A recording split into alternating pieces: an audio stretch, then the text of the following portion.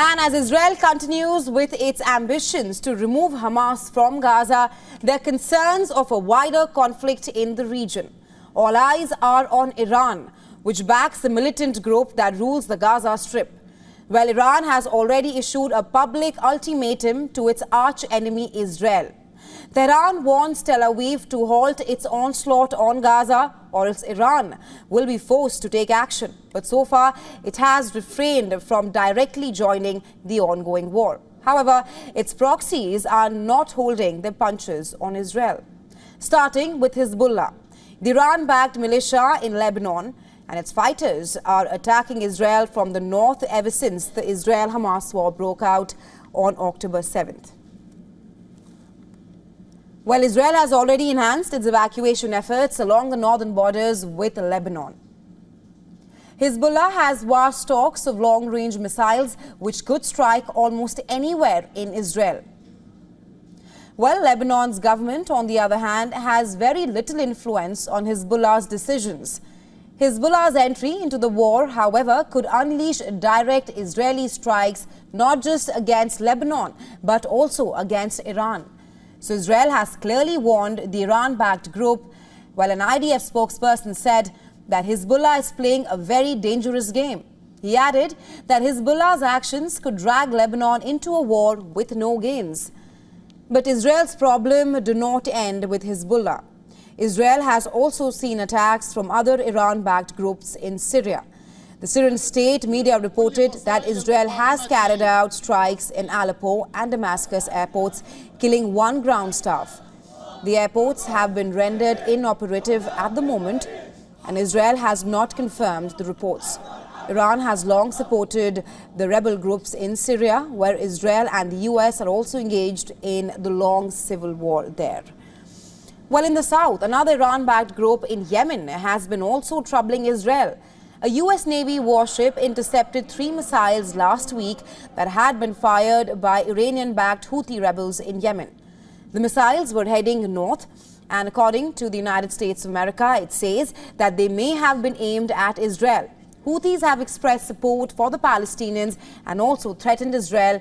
They claim to possess a liquid propellant missile known as Tofan, which reportedly has the capability of striking anywhere within Israel.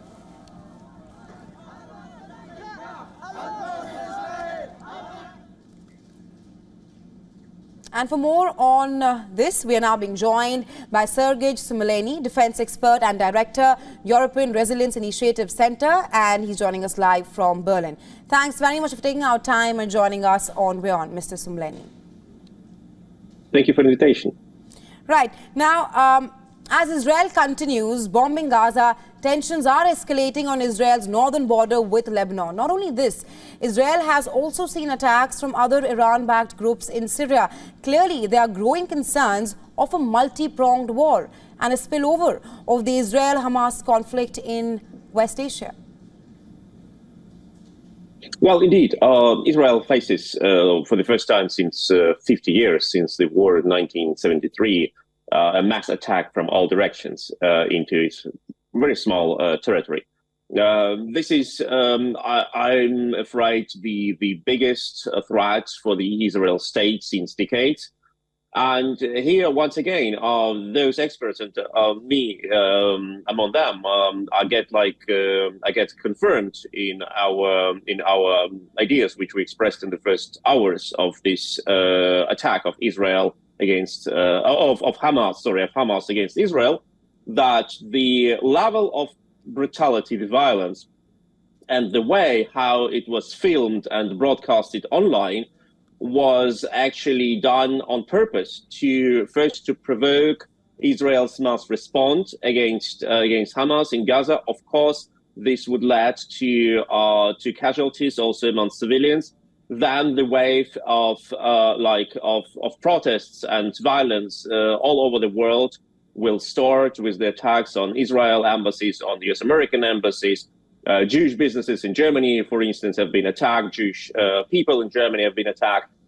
And this is a start of a multi-level, multi-direction attack on Israel. Then Syria, Lebanon, and other groups, Iran, of course, will be happy to join this.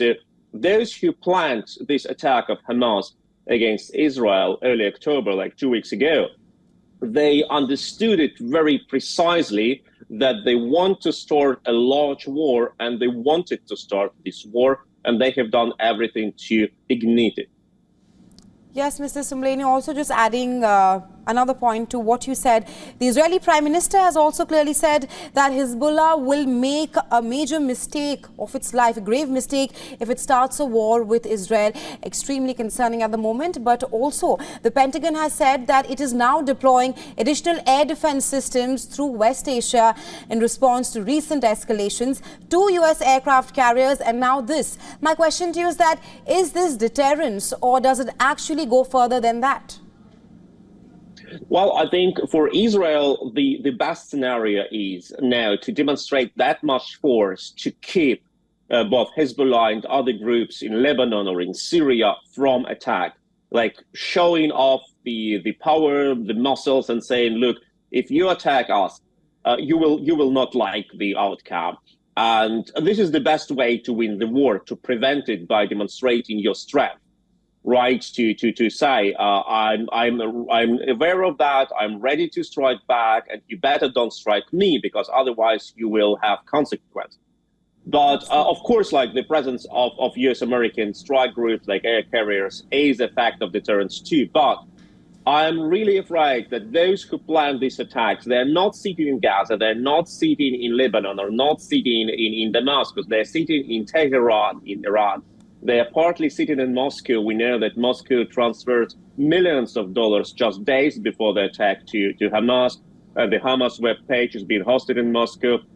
Moscow joined this Hamas attack by propaganda campaign. So these puppeteers in Tehran and in Moscow, they're not afraid of retaliation. They're ready to sacrifice both Hamas and Hezbollah about igniting a large-scale war in the Middle East. That is what I'm afraid. They don't care how much, like people, how much Palestinians will die, how much people in Lebanon will die, or in Syria. They want to see a big war starting, and they're doing everything in Tehran and Moscow to ignite this war. Last question to Mr. Soumleni. With formation of Israeli tanks and other military equipment around the Gaza border, the threat of a ground invasion is imminent at the moment. But talk to us about the challenges that the IDF faces for a ground incursion.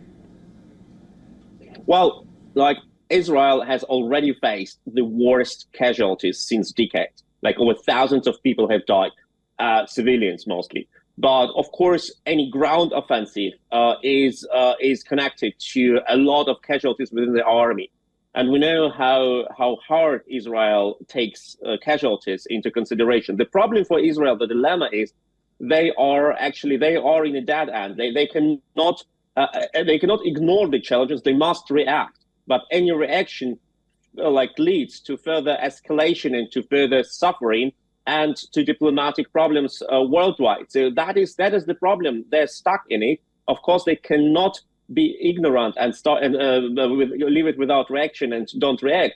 But their reactions just add some fuel into this war. That is the problem of their situation now. Well, absolutely, Mr. Soumleni. Thanks very much for joining us on WION and sharing your insights with us on this story. We'll, of course, be tracking this very closely here on WION. Thank you so much.